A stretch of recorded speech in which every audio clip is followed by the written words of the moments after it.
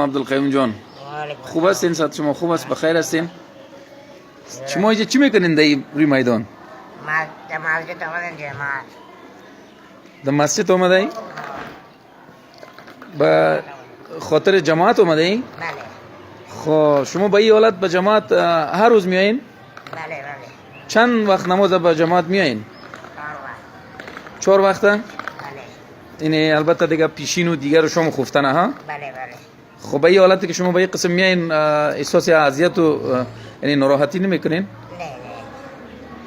هزار با شکر میکنین نمیالتون کنید. چی میکنین؟ شکر میکنین نمیالتون. در این حالت شکر میکشین.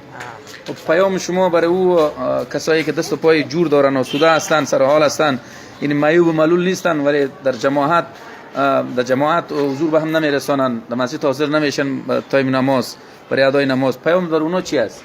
پیام همیست که خداوند دست پا چشم کل چیز داده بیا در نماز بیان بیرمازی نکنن. پیام همین.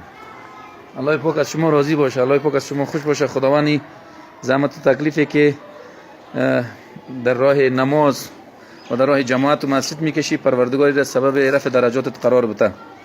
خداوند تو را مایه عبرت برای ما بگردانه، خداوند تو را موعظه برای ما بگردانه که ما از این حالت تو متوجه یعنی مسئولیت های بندگی خود شویم. الله متعال شما را سعادت دنیا و آخرت نصیب کنه. جزاک الله عبدالقیوم جان، بخیر باشین.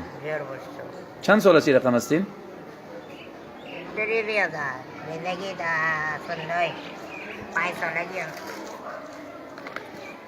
5 سال؟ از 5 سالگی تا حالی؟ خب خوشحالتون که شما به این رقم حالت هم در جماعت می نه؟ بله. جزاکم الله خیر بدین. السلام علیکم.